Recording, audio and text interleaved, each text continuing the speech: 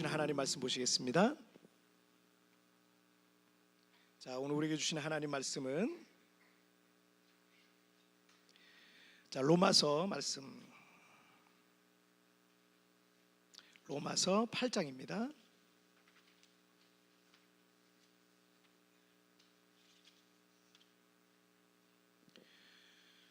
자, 로마서 8장 1절부터 11절까지의 말씀 보시겠습니다.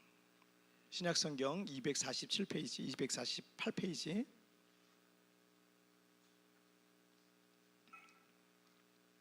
자, 로마서 8장 1절부터 11절까지의 말씀 한 절씩 교독할 때 제가 1절 말씀 먼저 봉독해 올리겠습니다. 그러므로 이제 그리스도 예수 안에 있는 자에게는 결코 정죄함이 없나니 그리스도 예수 안에 있는 생명의 성령의 법이 죄와 사망의 법에서 너를 해방하였습니다. 율법이 육신으로 말미암아 연약하여 할 수 없는 그것을 하나님은 하시나니 곧 죄로 말미암아 자기 아들을 죄 있는 육신의 모양으로 보내어 육신의 죄를 정하사 육신을 따르지 않고 그 영을 따라 행하는 우리에게 율법의 요구가 이루어지게 하려 하십니다. 육신을 따르는 자는 육신의 일을, 영을 따르는 자는 영의 일을 생각하나니 육신의 생각은 사망이요 영의 생각은 생명과 평안이라. 육신의 생각은 하나님과 원수가 되나니 이는 하나님의 법에 굴복하지 아니할 뿐 아니라 할 수도 없음이라. 육신에 있는 자들은 하나님을 기쁘시게 할 수 없느니라. 만일 너희 속에 하나님의 영이 거하시면 너희가 육신에 있지 아니하고 영에 있나니 누구든지 그리스도의 영이 없으면 그리스도의 사람이 아니라. 또 그리스도께서 너희 안에 계시면 몸은 죄로 말미암아 죽은 것이나 영은 죄로 말미암아 살아있는 것. 다 같이요.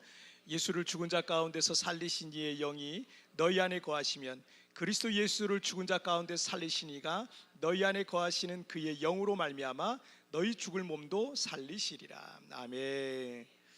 자, 오늘 말씀 제목 함께 읽겠습니다. 시작. 죄의 본성을 어찌할까. 다시 한번 시작. 죄의 본성을 어찌할까.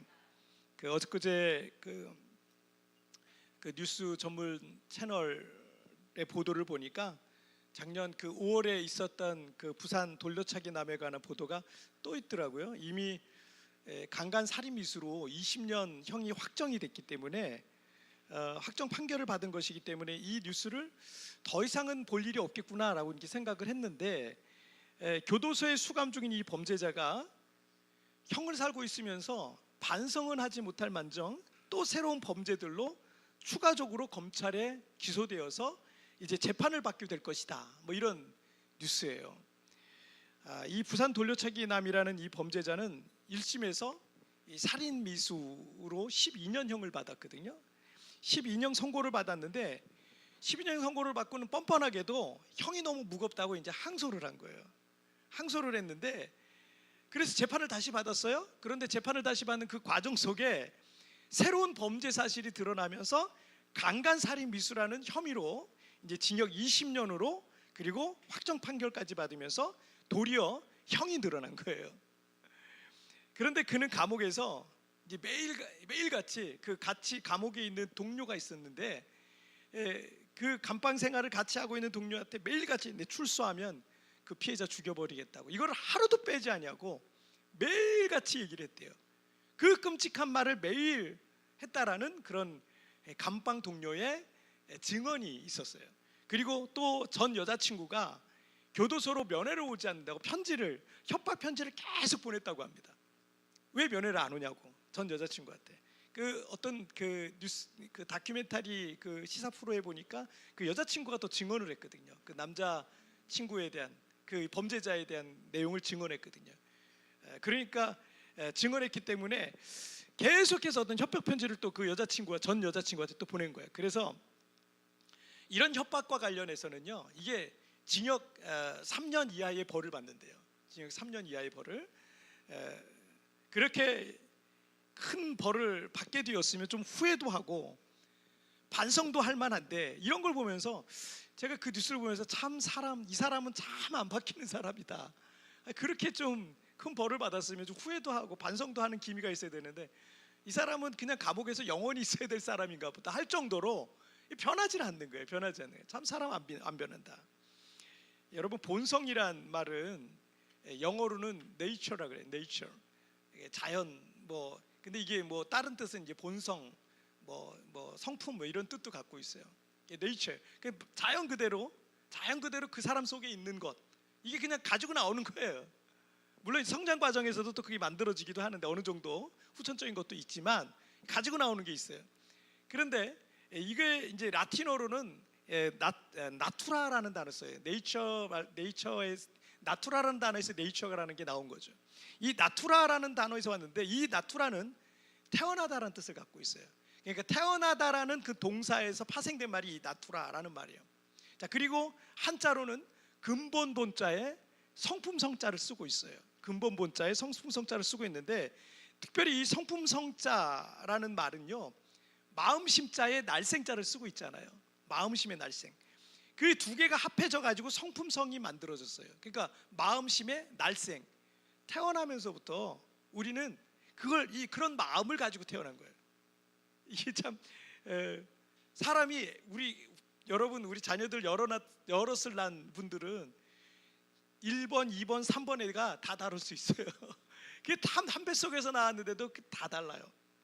그래서 이 본성이란 말의 사전적인 뜻은요, 이 개별 존재가 본래 갖추고 있는 성품 또는 성질을 말합니다.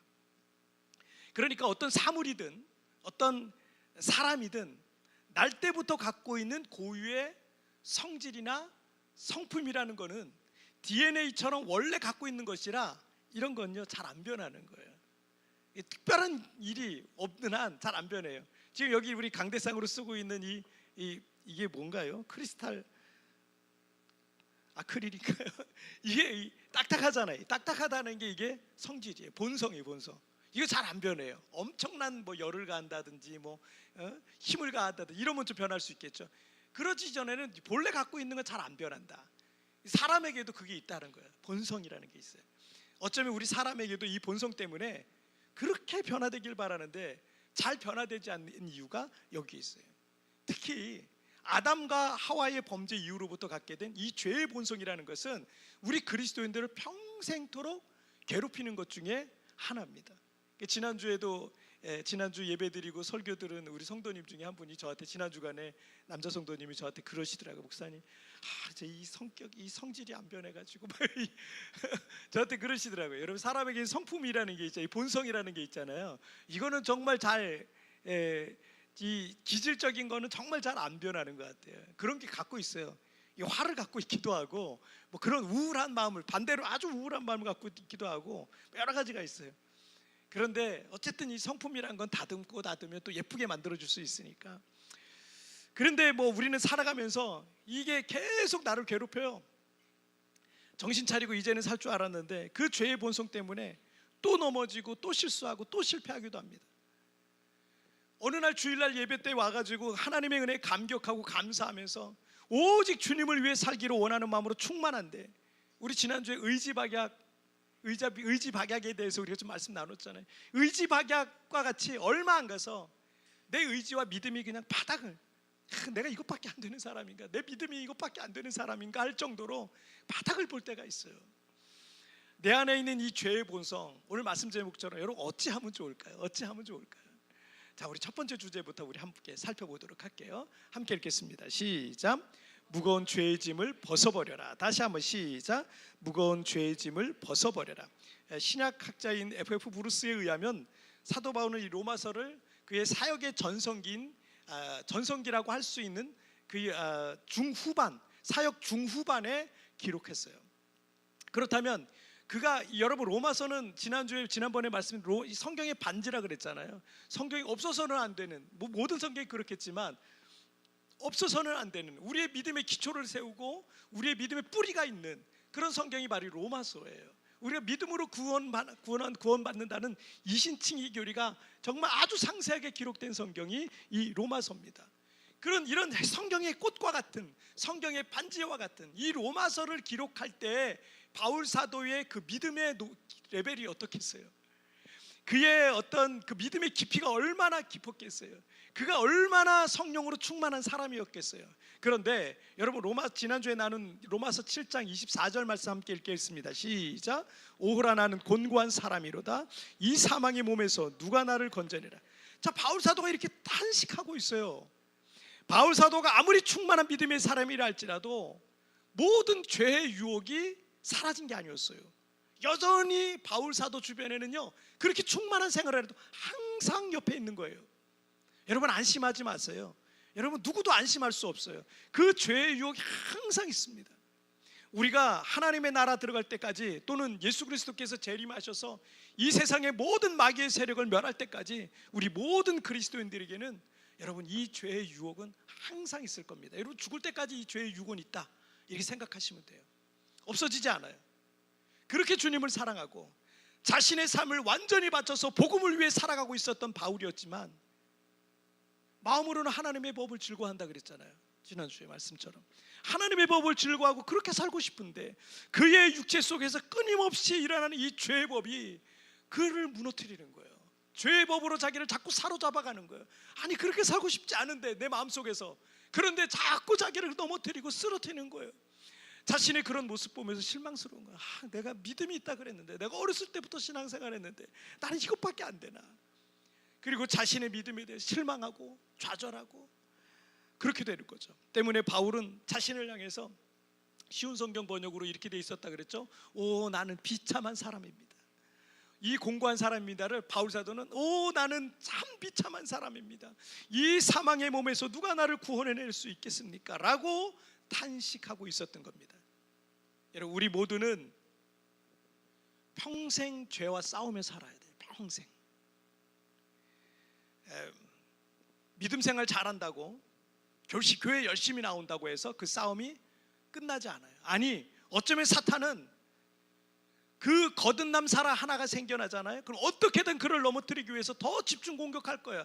아니 아예 안 나오고 아예 그냥 세상적으로 사는 사람들은 건들 것도 없어요. 그냥 그게 좋아서 그렇게 살아가고 있으니까 마귀가 원하는 대로, 그냥 삶 전체가 마귀가 원하는 대로 그냥 살아가고 있으니까 건들 필요도 없어요. 근데 어떤 사람 믿음 하나 잘 세워지려고 그러면, 어떤 사람 정말 하나님 앞에 충성하려고 그러면, 어떤 사람 하나가 정말 하나님 사랑하고 주님 앞에 주님을 위해서 이렇게 살아가려고 한다면 그걸 넘어뜨리기 위해서 마귀는 집중 공격합니다. 그 사람의 약점을요 마귀가 누구보다 잘 알아요. 그 사람이 어떤 약점을 갖고 있는지, 내가 어떤 약점을 갖고 있는지요 제일 잘 아는 존재가 여러분 우리 부모님이 아니라 마귀예요. 마귀. 나보다 나를 더 잘 알아요. 어떤 사람은 물질이 되게 약한 사람이 있어요. 그래서 교회에서 헌금 설교만 나오면 벌써 마음이 힘들어져요. 힘들어지는 거예요. 왜 그런 줄 아세요? 물질에 그 사람의 그 욕망이 있어요. 물질에 약한 거예요. 물질에 약한 거예요. 어떤 사람은 성적인 것에 약한 사람이 있어요. 그 이성적인 것에 약해가지고 거기에 그냥 휘둘리는 사람도 있어요. 교회 다니는 사람도 마찬가지입니다. 그 한국에 있는 큰 교회 목사님이 이렇게 설교한 걸 누가 이제 그걸 자꾸 이렇게 캡처해가지고 이렇게 좀 이렇게 편집해가지고 올리는 사람들이 있어요. 짧게. 근데 그렇게 보니까 거기에 보니까 그 목사님도 그러시더라고. 우리 교회 이렇게 교인들이 많은데 나는 우리 성가대원들 보면은 2시간, 3시간씩 같이 앉아서 연습하고 그러잖아요. 그럼 막 긴장될 때가 있대요. 저 괜찮아야 될 텐데. 왜 청년들 막 모여가지고 모여있으면 괜찮을까? 저 조심해야 되는데. 이런 생각이 들어요. 왜냐하면 마귀가요 항상 그 비집고 다니면서 거기서 그 약한 것들을 막 건든다는 거예요. 그런 일들이 실제로 있습니다. 어떤 사람은 마음의 상처와 자존심과 같은 정서적인 약점을 갖고 있는 사람이 있어요. 그거 하나만 건들면 힘든 거예요. 어떤 사람은 인정받고자 하는 마음, 교만 같은 것들이 그 사람의 뇌관일 수 있어요. 그것 때문에 그 사람 계속 트러블이 생깁니다. 계속 문제가 생깁니다. 여러분 우리 이게 각자 다 다른데 그게 무엇이든 사탄은 그 사람을 쓰러뜨릴 수 있는 방법, 그걸 제일 잘하고 있는 존재가 사탄이에요. 그래서 사탄이 한 사람 넘어뜨리는 건 너무 쉬운 거야. 이 사람은 요거, 요 사람은 요거, 요 사람은 요거 하면서 그것만 건드린 거예요. 그러면 못 견디는 거예요. 전쟁이 시작되면 누군가 반드시 부상을 입고 피해를 입게 되어 있습니다. 우리가 이런 영적 전쟁을 하면 항상 승리하는 건 아니에요. 사탄이 우리의 약점을 건드릴 때 때로 우리는 넘어지고 실패할 겁니다. 그렇게 마귀가 원하는 대로 유혹에 넘어지고 죄에 빠지고 나면, 내 믿음의 바닥을 보고 나면 그 마지막은 언제나 여러분 절망과 좌절과 허탈함 같은 것들이 남아요. 여러분 해보세요. 그 마지막으로 가잖아요. 거기 절망밖에 없어요. 좌절밖에 없어요. 허탈함밖에 없어요. 그게 사탄이 우리에게 주고자 하는 거예요. 그런데 그 전에는 모르잖아요. 과학하잖아요. 나중에 보세요. 그렇게 돼버려요. 바울 사도 역시 그런 싸움에서 때때로 패배했기 때문에 자신의 모습이 너무 비참했던 겁니다. 그런데 누구나 그런 좌절과 절망을 경험할 수 있지만 중요한 것은 그것에 대해서 또는 그 실패에 대해서 내가 어떻게 반응하느냐가 더 중요한 거예요. 여러분 누구에게나 시험은 와요. 누구에게나 이 마귀는 계속해서 우리를 건듭니다. 찔러봅니다. 그런데 이거를 우리가 어떻게 반응하느냐가 더 중요해요. 어떤 사람은 그게 그렇게 마귀의 공격에 상처 있고 마귀가 원하는 대로 반응하는 사람이 있습니다. 난 어차피 안 되나 보다, 모르겠다, 될 대로 되라 라고 하면서 믿음으로 살아가는 것을 포기하는 사람이 있어요. 교회 나오는 걸 포기하는 사람이 있어요.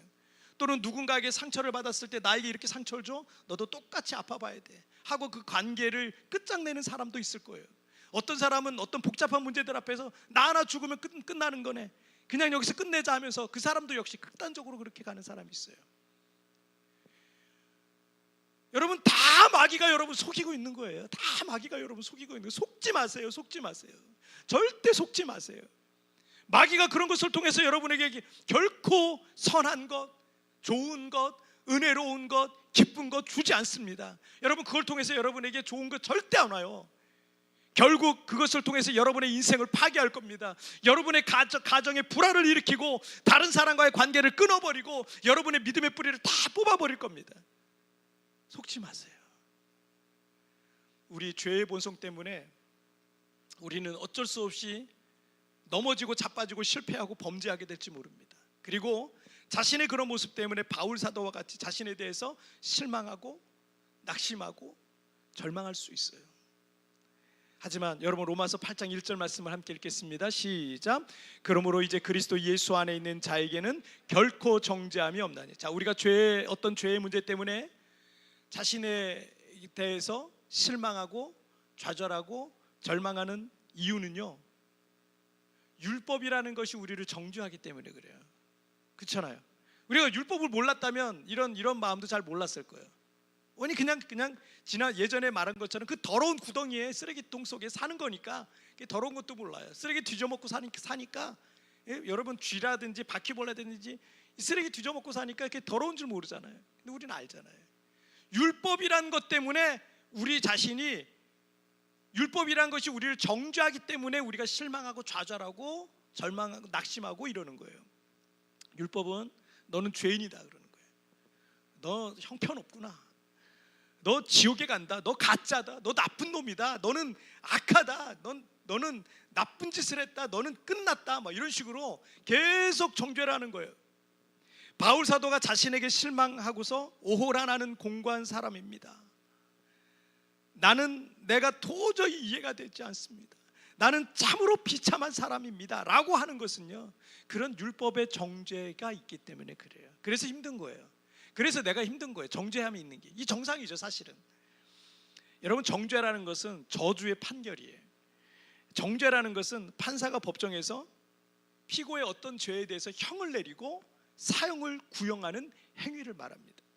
하지만 하나님께서는 참으로 예수님을 마음에 영접한 사람들을 정죄하지 않으신다라는 거예요. 할렐루야. 이 세상에 있는 모든 사람들이 나를 향해 손가락질할 수 있어요. 고개를 흔들면서 나를 향해 나를 정죄한다 하더라도 주님은 나를 정죄하지 않으시는 겁니다. 그 이유가 있어요. 2절 말씀 볼게요. 시작. 이는 그리스도 예수 안에 있는 생명의 성령의 법이 죄와 사망의 법에서 너를 해방하였습니다. 자, 우리는 무거운 죄의 짐을 지고 정죄를 받고 벌을 받아 마땅한 죄인입니다. 하지만 예수님께서 나의 죄를 대신 지시고 십자가에서 죽으신 겁니다. 죄와 사망의 법으로 나는 마땅히 정죄받고 벌을 받는 게 당연합니다. 하지만 예수 안에 있는 생명의 성령의 법이 그 죄와 사망의 법에서 우리를 해방시켜 주셨다는 겁니다. 율법이라는 것은 우리를 정죄하는데 성령의 법, 예수님께서 우리를 대신해서 죽으셨다는 이 생명의 성령의 법이 우리를 해방시켜 주시는 거예요. 그래서 분명한 죄인임에도 불구하고 주님께서는 나를 정죄하지 않으신다는 거예요. 오스왈드 챔버스 목사님 얘기 가끔 하죠. 그분의 책에 보면은 이런 내용이 있어요. 당신은 하나님께서 우리의 의식 세계를 훨씬 초월하는 상상의 세계까지 보호해 주실 것을 믿습니까? 예수의 피가 우리를 모든 죄에서 깨끗하게 하실 것이요. 이 말씀은 우리가 의식할 수 있는 죄에만 국한되지 않습니다 라고 합니다. 예수님의 십자가 보혈은 내가 의식할 수 있는 죄에만 영향을 미치는 게 아닙니다.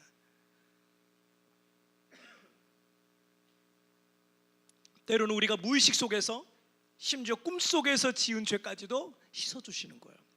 무의식의 죄까지도 용서해 주시는 거예요. 때문에 하나님께서는 우리를 정죄하지 않으신다는 겁니다. 그래서 예수님께서 진리를 알지니 진리가 너희를 자유케 하리라 라고 말씀하신 겁니다. 이 진리를 아는 사람들은 죄에서 자유해집니다. 죄에서 해방이 되는 거예요. 다른 사람이 뭐라 하든 여러분 거기에 묶이지 마세요.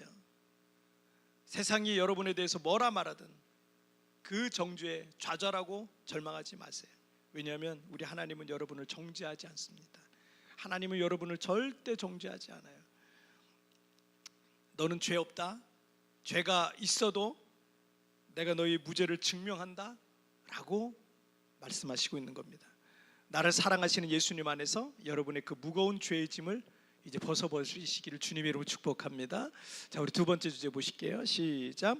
성령의 지배 안으로 들어가라. 다시 한번 시작. 성령의 지배 안으로 들어가라. 이 땅에 사는 동안 불완전한 우리, 아담의 원죄를 안고 태어난 우리, 죄의 DNA와 죄의 본성을 갖고 태어난 우리는 죄의 유혹에 넘어지기도 하고요, 그 죄 앞에 꼬꾸라지기도 합니다. 그래서 믿음의 사람임에도 영적인 실패자처럼 패배감을 느끼며 살기도 합니다. 자신의 죄로 인해서 자신에게 실망되기도 하고요, 나를 아는 사람에게도 실망을 안겨주는 경우도 있을 거예요. 우리 안에 있는 이 죄의 본성은 끊임없이 우리를 괴롭히는 거예요. 그러면 우리는 이렇게 죄의 본성이라는 것에 끌려다니면서 그 본성에 따라 실패하고 절망하고 좌절감을 맛보면서 평생을 이렇게 비참하게 살아야 합니까? 여러분 아닙니다. 방법이 있어요. 자, 먼저 5절 말씀 쉬운 성경의 번역으로 제가 읽어드릴게요. 다 같이 읽겠습니다. 시작. 죄의 본성을 따라 사는 사람들은 죄의 본성이 바라는 일을 생각하지만 성령을 따라 사는 사람들은 성령이 바라시는 일을 생각합니다. 우리 개역개정 성경에는 육신을 따르는 자는 이라고 번역된 것은, 쉬운 성경에서는 죄의 본성을 따라 사는 사람들은 이라고 좀 더 이해하기 쉽게 번역되어 있습니다. 그러니까 우리 안에 있는 그 죄의 본성에 이끌리는 대로 사는 사람들은 늘 육체적인 쾌락과 자랑과 영광과 세상의 물질에 집중하면서 그런 것만 추구하며 살아가는 거예요. 왜 믿지 않는 남편이라 불신자들을 전도하다 보면 그들이 그런 말을 종종 하잖아요. 야, 교회 나가면 예수 믿으면 밥이 나오냐 돈이 나오냐, 그렇게 말하면서 복음을 거부하잖아요. 왜냐하면 그들은 예수님을 모르기 때문에 모든 가치, 지난번에 우리 가치관에 대해서 말씀드렸잖아요. 모든 가치가 육신을 따르는 사람들이에요. 육신적인 것에 있어요. 죄의 본성에 따라 사는 사람들일 수밖에 없기 때문에 그런 가치를 갖고 있는 겁니다. 그래서 그들은 늘 육체적인 죄의 본성과 정욕적인 삶을 추구하며 살아가고 있습니다. 하지만 성령을 따라 사는 사람들은 성령이 바라시는 일을 생각하는 거예요.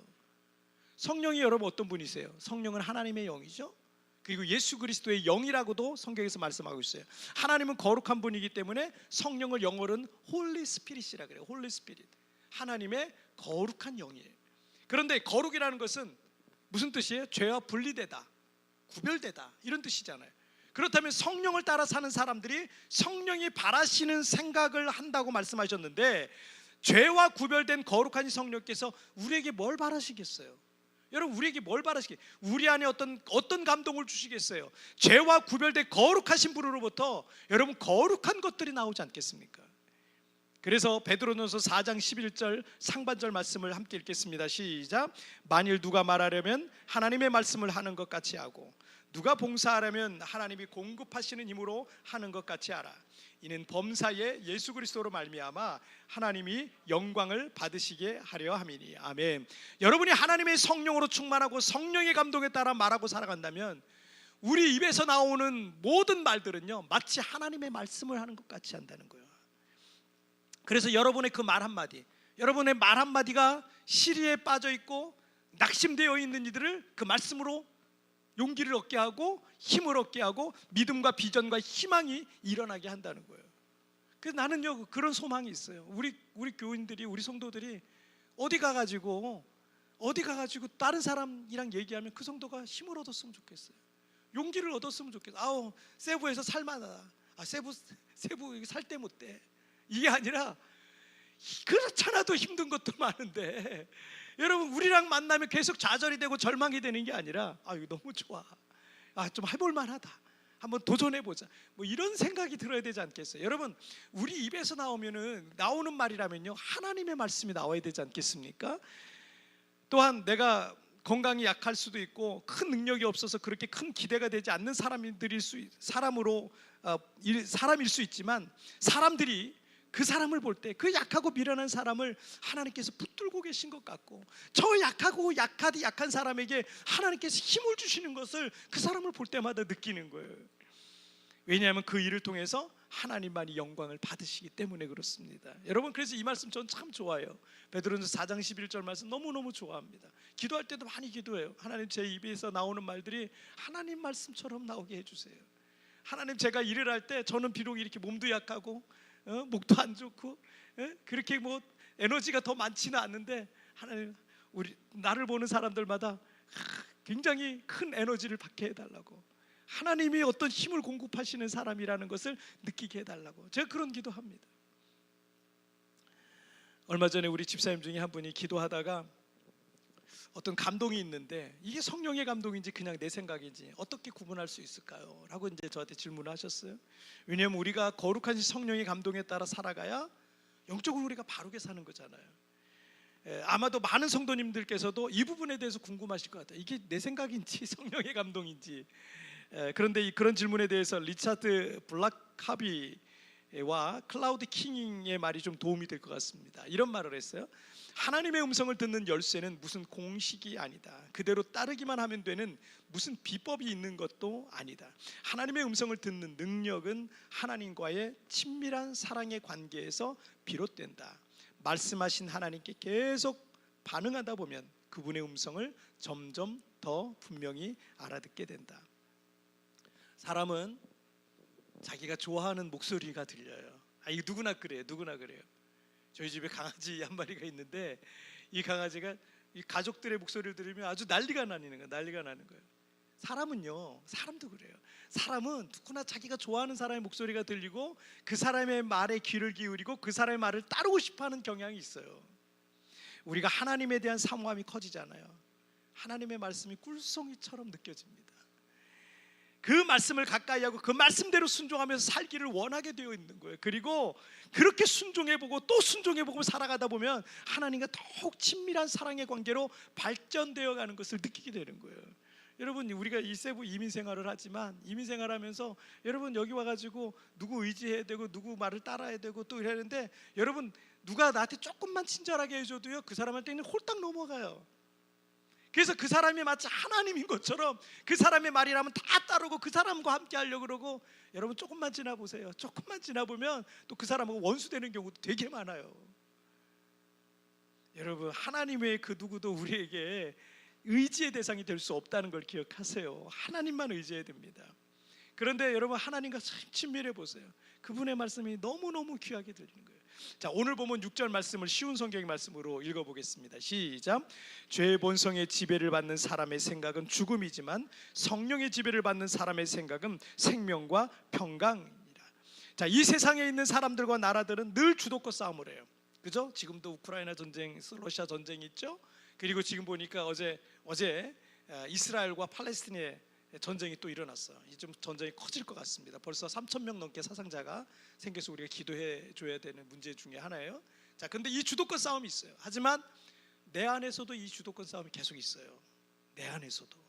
그것은 죄의 본성의 지배를 받고자 하는 마음과 성령의 지배를 받고자 하는 마음이 내 안에서 계속 싸우고 있는 겁니다.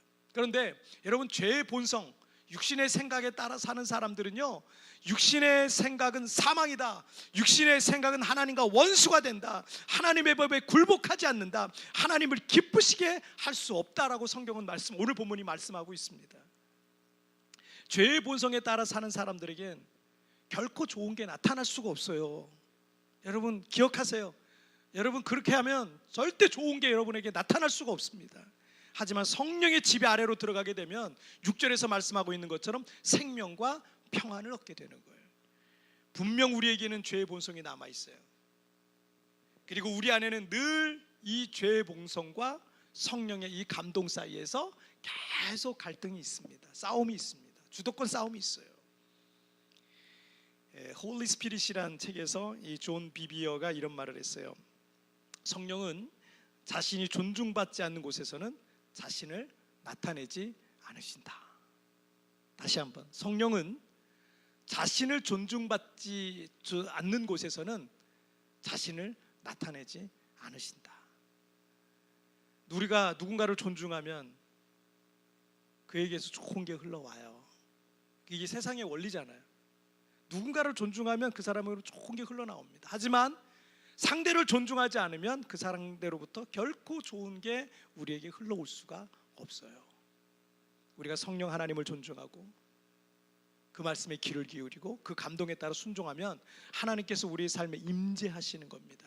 하나님의 살아계심이 여러분의 인생 속에 증명되어지시는 겁니다. 그러나 우리가 성령님을 존중하지 않으면 내 인생 속에 하나님의 임재라는 것을 경험을 못하게 될 거예요. 내 삶 속에 하나님의 살아계심을 간증할 일은 없을 겁니다. 여러분 그래서 여러분 그 성령의 지배 아래로 들어가시길 바랍니다. 분명 내겐 여전히 죄의 본성이 남아있지만 성령께서 내 안에 새로운 변화들을 일으키게 되실 겁니다. 죄의 본성보다 성령의 능력이 내 안에 더 충만하게 될 줄 믿습니다. 자, 오늘 말씀 정리해 볼게요. 오늘 두 가지 말씀 나눴어요. 함께 읽겠습니다. 시작. 무거운 죄의 짐을 벗어버려라. 성령의 지배 안으로 들어가라. 다시 한번 시작. 무거운 죄의 짐을 벗어버려라. 성령의 지배 안으로 들어가라. 여러분 계속해서 율법은 우리를 정죄합니다. 그리고 그 무거운 죄의 짐을 계속해서 우리로 하여금 지게 하는 거죠. 그러나 여러분 우리 주님은 여러분 정죄하지 않으세요. 내가 자주 실수하고 넘어지지만 근데 주님은 나를 정죄하지 않으세요. 사람들은 내 작은 실수 하나, 사람들은 내 작은 잘못 하나 가지고 그렇게 나를 힘들게 하고 괴롭게 하고 나를 정죄하지만 주님은 그래요. 나는 너를 정죄하지 않는다. 나는 너를 정죄하지 않는다. 여러분 그 모든 무거운 죄의 짐을 벗어버리길 바랍니다. 그리고 여러분 성령의 지배 안으로 들어가세요. 여러분 마귀의 종 되지 마세요. 마귀의 속임수에 넘어가지 마세요. 그리고 성령의 지배 안으로 들어가시길 바랍니다.